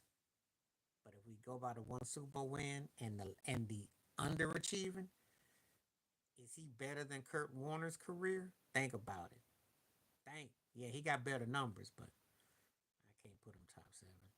I can't put him over Brett Favre. So there you go. So I didn't mention the six plus Johnny Unitas, Bart Starr, and Brett Favre. So I got nine of them. Sorry. That's how I look at it. I think he's underachieved, and I don't feel right by mentioning him. I don't feel right by mentioning him. You can call me a Rod hater. I think he's one of the most talented quarterbacks I've ever seen. But the fact that he didn't finish what he started left a lot of desire. So I can't. I won't.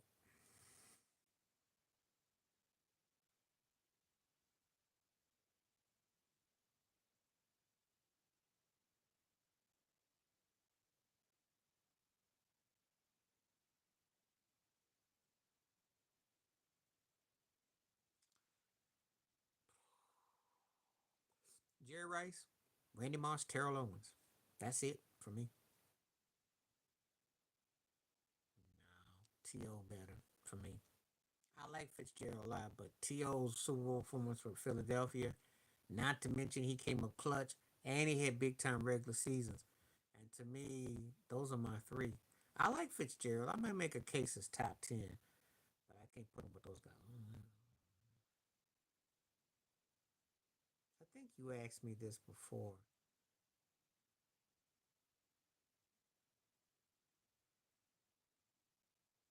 I gotta say Bobby Brown.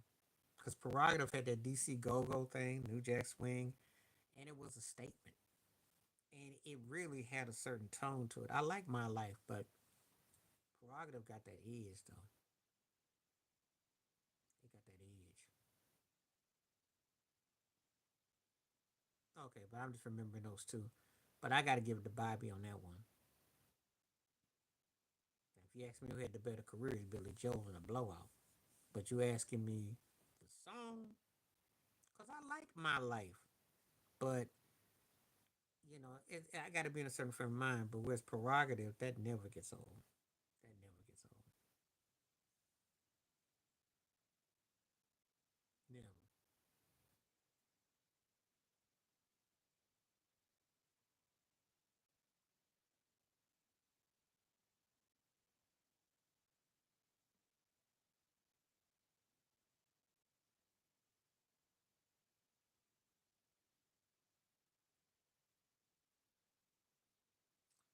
Um, Her, Aretha Franklin, Patsy Cline,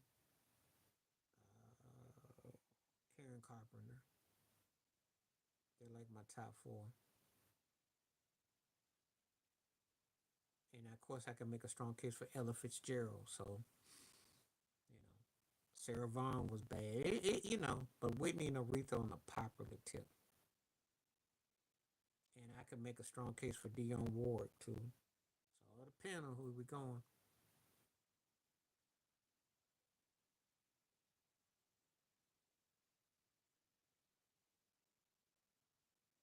But I ain't got no problem with Whitney.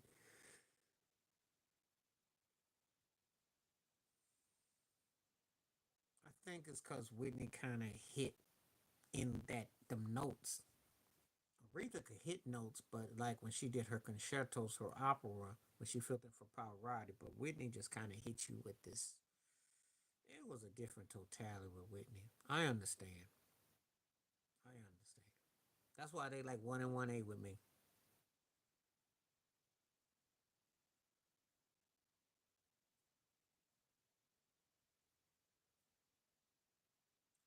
And I know more people are taking more of a Whitney or Aretha battle. They're kind of like the Michael and Prince or the Pac and Biggie. Which one are you? Uh, well, I only watch wrestling in my main sector, which was in the Mid South, so I don't do WWE. But mine was Ric Flair. Mm, who else did I like? Tony Atlas, Junkyard Dog, Kamala, and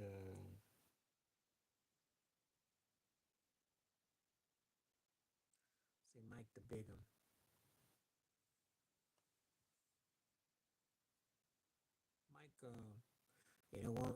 well, I can't think of his name now, but that dude used to be strong. King Bundy. Yeah, King Bundy.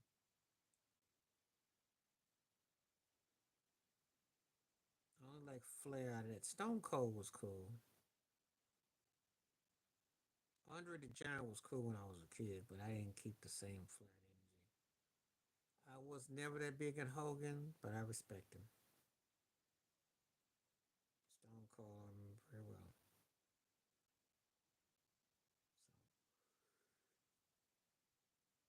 So, depends which wrestling you were watching. Depends on where you were. That's the only way I can answer that question. Honestly.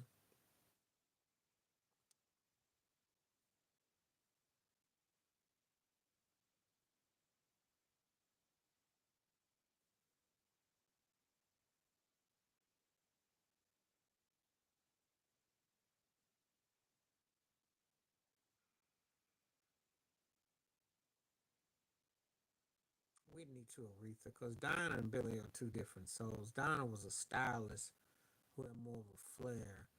Holiday was just raw as he almost came. So she's like an onion.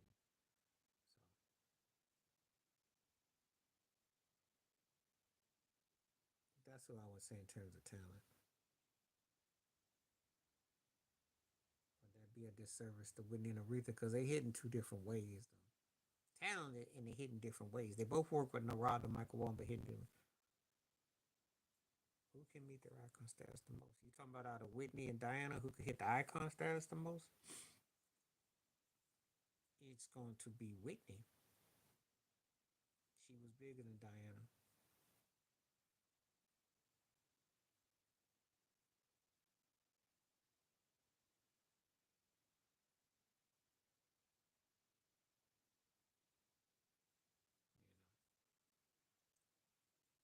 I never really thought about that as a question though, because again, you never get asked that one.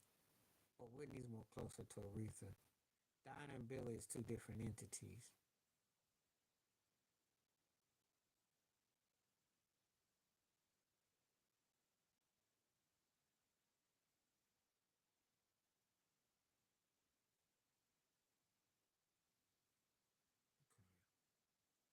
Keep on hitting that like up. We definitely getting some good numbers today. Glad I came back today, even though I didn't like all these trolls today. It's a bit much.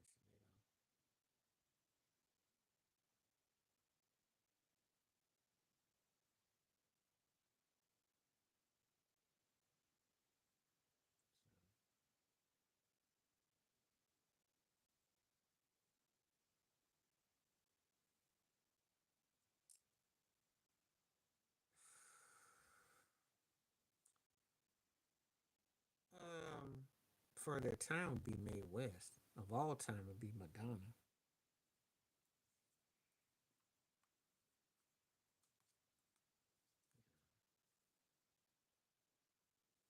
That's a good extreme question too, because I never would have thought about that one. But when you look at what Madonna did, she was hugely influential and napped in different assessments and came correct.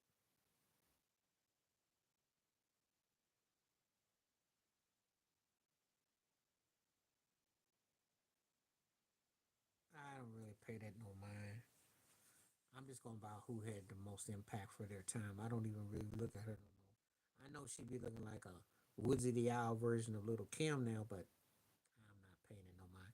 I just choose to remember her from when she was in her peak and her prime, the early '80s to early '90s. Well, let me explain something to you, Charlene. Every time there's a conservative party, they always have like this so-called liberalization in the industry. That's how it works. It's like throwing the dog scent off. So it don't really matter what's going on.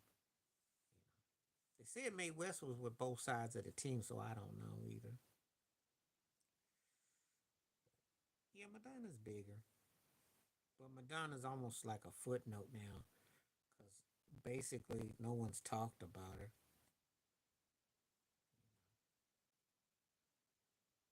she ain't playing the game no more. So,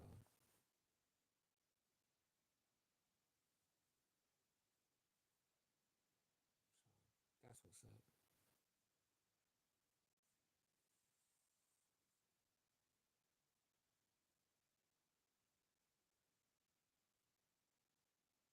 Madonna pretty much didn't just cash in her chips.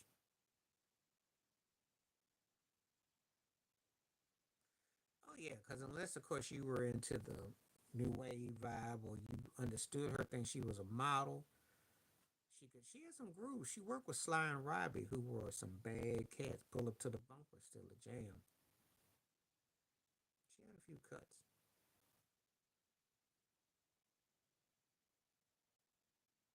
but that's what happened there. I don't know if I'd say Ryde. I think it's just because she fit a certain niche. Well, a lot of Madonna took a no, not really, not really, not quite the person. It may have been a dab or so, but not quite the person.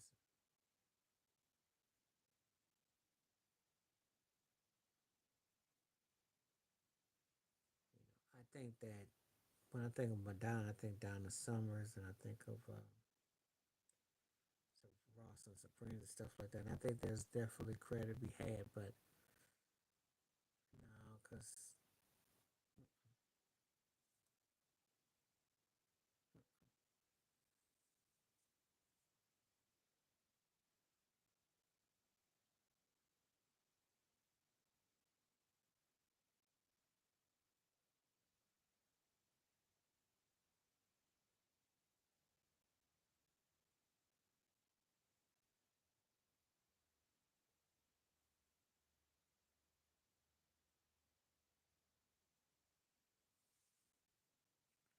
interesting question because I never get that asked about. Maybe in certain sectors, but again, I didn't look at Madonna necessarily grabbing a whole lot off of Grace. She grabbed a lot off another of the black folks, so just saying.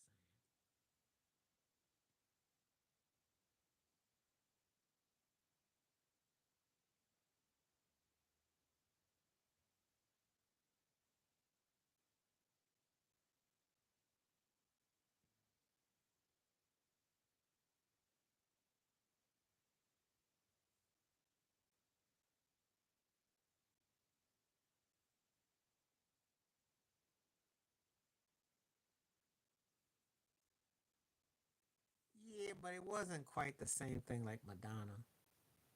And the thing about Grace is that she ended up doing more films and she became like a theatrics performer.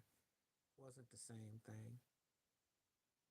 Now, if you mention Donna Summers, I'll definitely say yes. Donna Ross, I say yes. Grace, not so much that I think it would really have floated like that.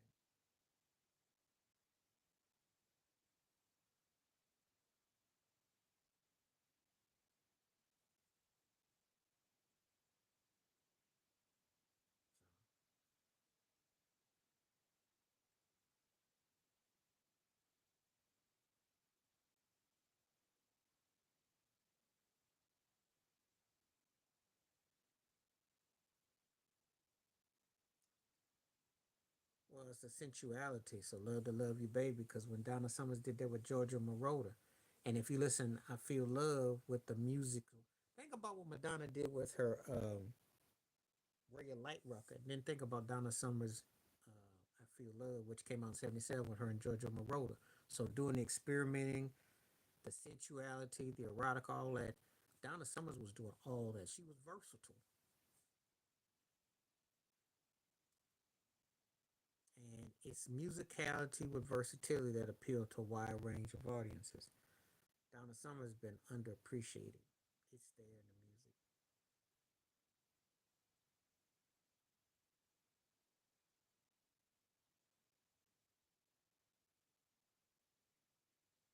Yeah, there was a 17-minute version of that song.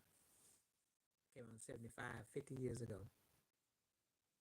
She was prolific. She was productive. She changed her imagery up, and she was, sound vibe. And that's a precursor to what Madonna did. Madonna had to have studied Donna Summer. She studied Donna Ross. She had to study Debbie Harry too. So I feel that she studied.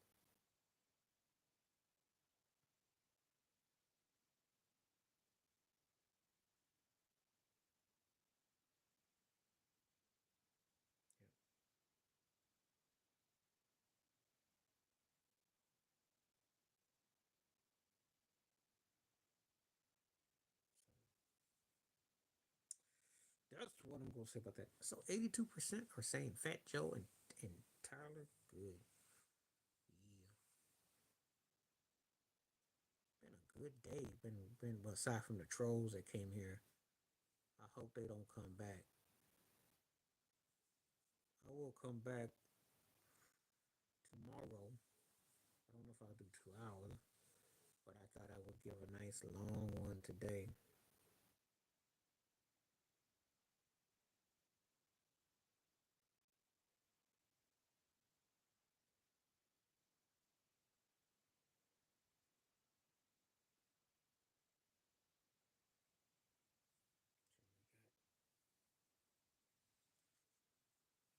We've had, like I said, it's been a great day. It got quite a bit of viewership.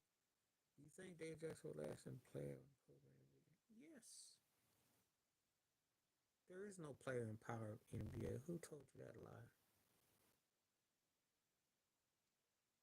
Daly coached Isaiah Thomas in the Bad Boy Pistons, who would fight you. Come on now. He's wearing a three-piece suit, wearing a suit, and his hair fluff. Come on now.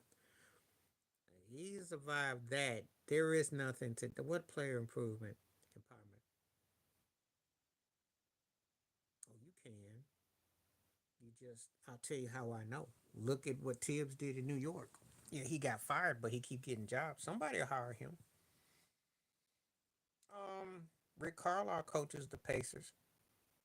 That's coaching.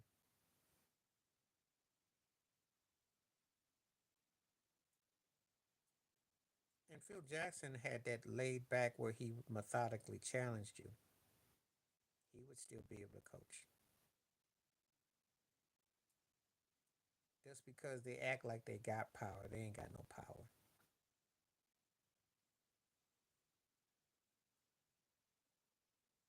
Joe Jackson. Because he learned the hustle and they turned into a $1 billion industry. Ike was smart within the concept of the Turners and what he did, but Joe Jackson had 3 careers. Jackson 5, Michael's, Janet's, and he also Latoya had what she was able to do, but then he turned it into money. Oh yeah, easily. He might not even have to win another chip to get it, and because this will be another finals appearance. That makes sense because they've taken the joy out. They took 25 years of his career to make him wait because it's almost like anticlimactic at what they did to him. Now, there is no player empowerment movement because if there was, you wouldn't have to have anybody could be your coach, and that's not how it is. Well, being smarter is part of being gangster. You got to have street smarts to be gangster.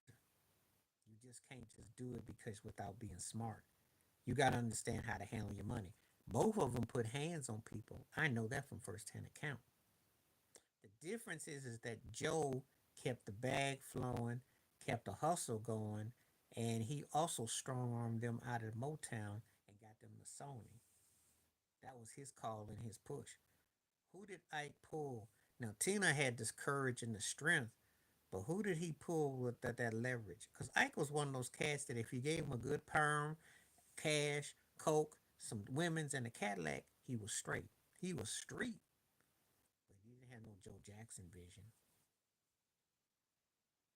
because they are not that good. And when I tell you that I'm not excited until we get to September, October, I didn't stutter. Am I shocked by it? No. All they got is meat heads. They got meat and potatoes. They have no vegetables. So if Aaron Judge don't hit 500-foot home runs, if what's his call it? Who we got in the fridge? If he don't hit What we got, they're not a balanced team. I don't know how many ways I got to keep telling you that. Yeah, pitching was good last year in the World Series. How'd it turn out? They not that good.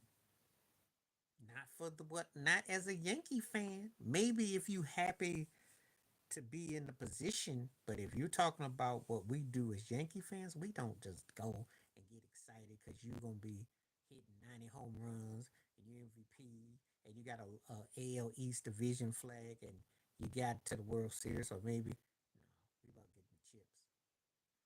So no, it's not good enough. They're not a quality team.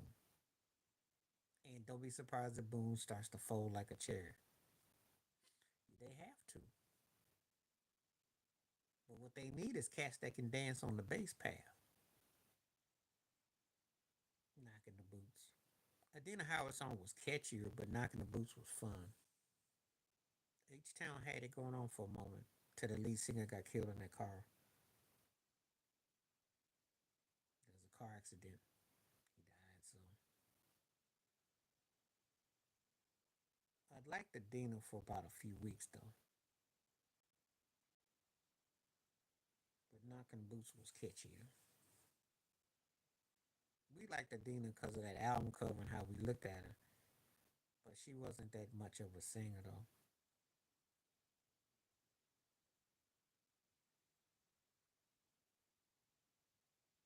But we didn't care though.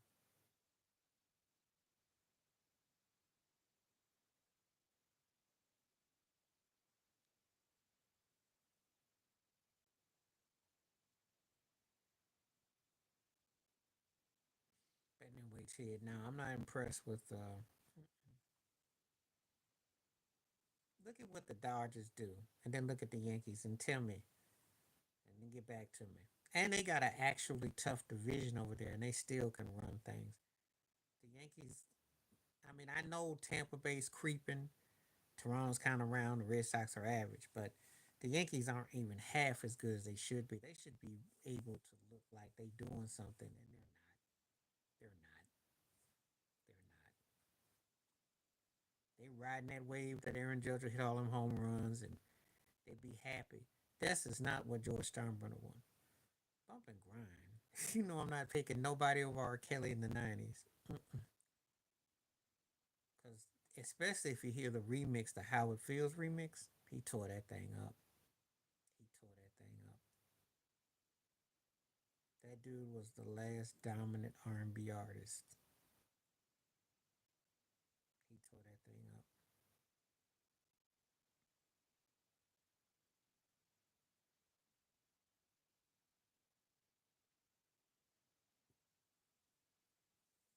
Yeah, it's a shame thing about R. Kelly because musically, the guy was like a hit making machine.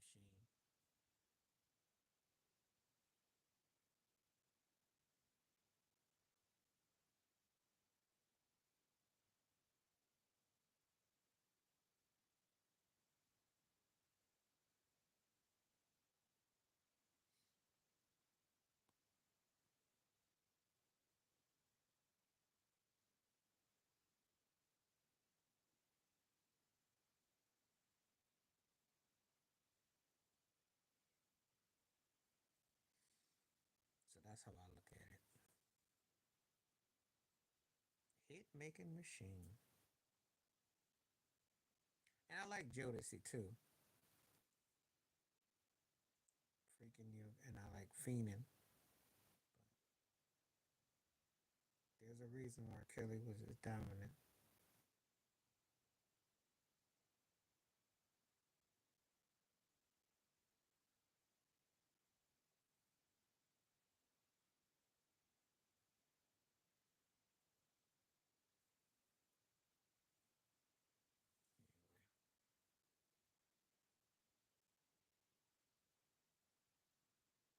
Okay. See anybody still on. It's gotten quiet again. The poll was huge, and I definitely had some views today, so much appreciated.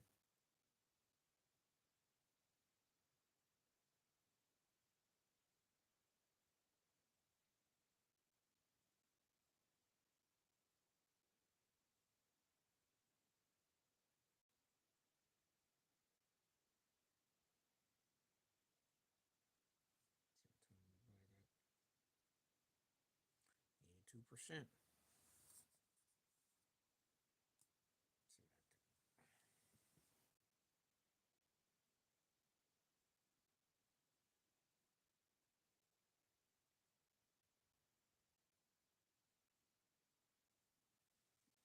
Okay.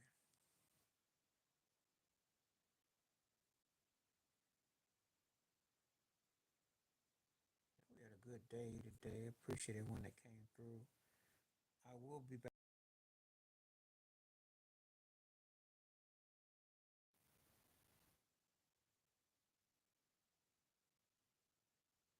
I will be on more than likely tomorrow. So there was some station identification, but please stand by.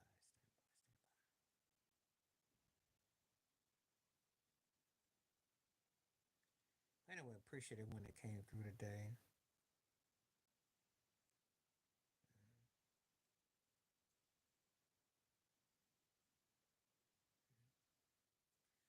All right, I think I'll call it a day. I think that's it thing because I was on for almost 2 hours today. Appreciate everyone that came through.